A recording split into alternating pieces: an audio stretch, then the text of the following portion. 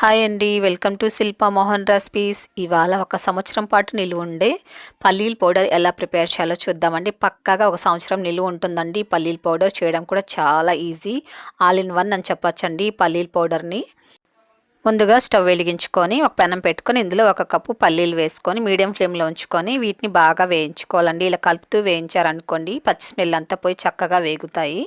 High ఫ్లేమ్లో అస్సలు పెట్టకండి, వీలైతే సిమ్లో అలాగే మీడియం ఫ్లేమ్లో ఉంచుకొని వీటిని ఇలా కలుపుతూ వేయించుకోవాలి.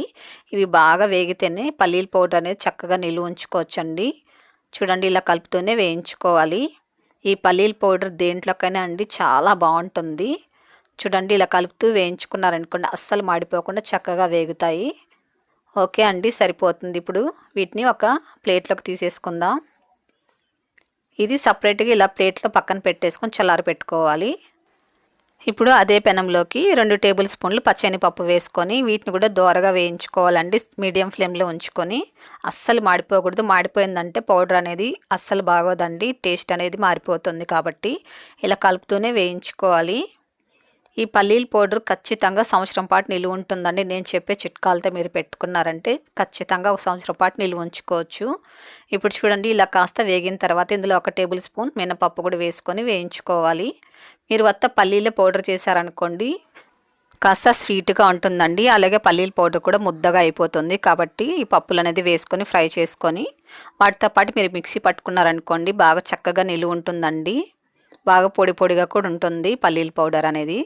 చూడండి, ఇలా బాగా దోరగా వేయించుకున్నాం కదా. ఇప్పుడు ఇందులో జీలకర్ర వేసుకోవాలి. ఒక 1/2 టేబుల్ స్పూన్ జీలకర్ర కూడా వేసుకొని ఇది కూడా కాస్త వేయించుకోవాలండి. 1 నిమిషం పాటు వేయించుకోవాలి. జీలకర్ర వేసామంటే మంచి సువాసన, మంచి రుచి కూడా ఉంటుందండి.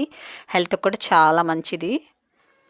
మన ఇంట్లో చట్నీ లేనప్పుడు కూడా టిఫిన్స్కి ఈ పల్లీల పౌడర్ వేసుకొని కాస్త నీళ్ళు పోసుకొని కలుపుకొని తిరగబాతు చేసేసుకున్నాం అనుకోండి, తాలింపు పెట్టుకుంటే సేమ్ చట్నీ లాగే ఉంటుందండి. ఇన్స్టెంట్ చట్నీ లాగా ఉంటుంది. ఇప్పుడు అవి వేగిన తర్వాత ఒక ప్లేట్లోకి తీసేసుకొని ఇందులోనే కొద్దిగా కరివేపాకు వేసుకొని ఇది కూడా బాగా డ్రైగా ఎంతవరకు వేయించుకోవాలండి. కరివేపాకు కూడా హెల్త్కి చాలా మంచిదండి. జుట్టుకు కానీ కళ్ళకు కానీ చాలా మంచిదండి. చూడండి, ఇలా బాగా డ్రైగా అయిపోయిన తర్వాత వేయించుకోవాలి. అస్సలు తడి అనేది ఉండకూడదు. సంవత్సరం పాటు నిల్వ ఉంచుకుంటాం కాబట్టి బాగా తడి లేకుండా వేయించుకోవాలి. ఇప్పుడు ఇందులోనే కారం తగినన్ని ఎండుమిరపకాయలు కూడా వేసుకొని వేయించుకోవాలి. పొడి మంచి కలర్ రావాలంటే కాస్త రెడ్డుగుండే మిరపకాయలు వేసుకోవాలి. ఇది కూడా ఇలా కలుపుతూ వేయించుకోవాలండి. 1 నిమిషం పాటు బాగా వేడెక్కేంతవరకు వేయించుకుంటే సరిపోతుంది. మాడిపోకుండా ఇలా వేయించుకోవాలి. ఓకే అండి, సరిపోతుంది. ఇప్పుడు వీటిని కూడా ఒక ప్లేట్లోకి తీసేసుకుందాం.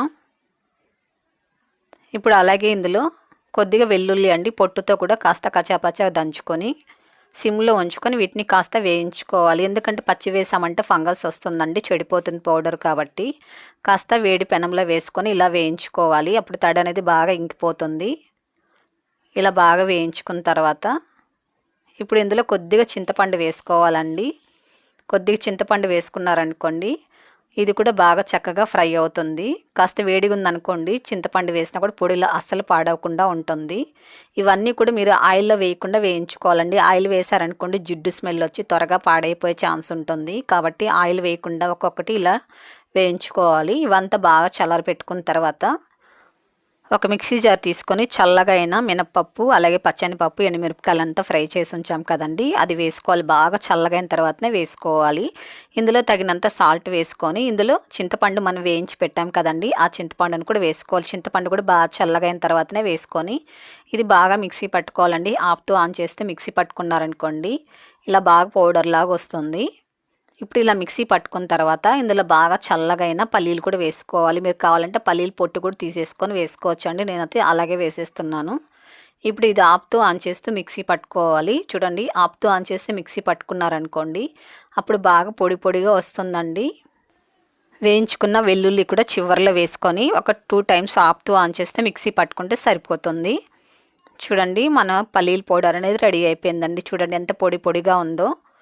మనము ఓన్లీ పల్లీలే వేసామనుకోండి ముద్దగా అయిపోతుందండి. కానీ పచ్చనిపప్పు అలాగే మినపప్పు వేసాం కాబట్టి ఇలా పొడి పొడిగా వస్తుంది. ఇది మనము ఇడ్లీ దోశకు తీసుకోవచ్చండి. అలాగే దోశ వేసినప్పుడు కూడా దోశ పైన కూడా వేసుకుంటే కూడా చాలా బాగుంటుంది తినడానికి. ఇది బాగా చల్లగైన తర్వాతనే ఇలా ఒక బాక్స్లో వేసుకొని స్టోర్ చేసుకోవచ్చండి. మీరు బయట ఉంచారంటే మినిమం అంటే 3 నెలలు నిల్వ ఉంచుకోవచ్చండి. బయట అదే మీరు ఫ్రిడ్జ్లో పెట్టారనుకోండి ఒక 6-7 నెలల పాటు నిల్వ ఉంచుకోవచ్చు. మీరు ఫ్రీజర్లో పెట్టుకున్నారనుకోండి 1 సంవత్సరం పాటు కూడా ఫ్రెష్గా నిల్వ ఉంచుకోవచ్చండి. రైస్లో కూడా కలుపుకొని తింటే ఈ పొడిని చాలా బాగుంటుందండి. అలాగే ఫ్రై చేస్తుంటాం కదండి, చిక్కుడుకాయ ఫ్రై అలాంటి వాటికి కూడా ఈ పొడి వేసుకొని ఫ్రై చేసుకుంటే చాలా బాగుంటుందండి. చూసారు కదండి, 1 సంవత్సరం పాటు నిల్వ ఉంటే ఆల్ ఇన్ వన్ పల్లీల పౌడర్ రెడీ అయిపోయింది. మీరు కూడా ఈసారి ఇలాగే ప్రిపేర్ చేసుకొని చూడండి, చాలా నచ్చుతుంది మీకు. అలాగే మీ ఫ్రెండ్స్ అందరికి వీడియోని షేర్ చేయండి, లైక్ చేయండి, తప్పకుండా మన ఛానల్ని సబ్స్క్రైబ్ చేసుకోండి.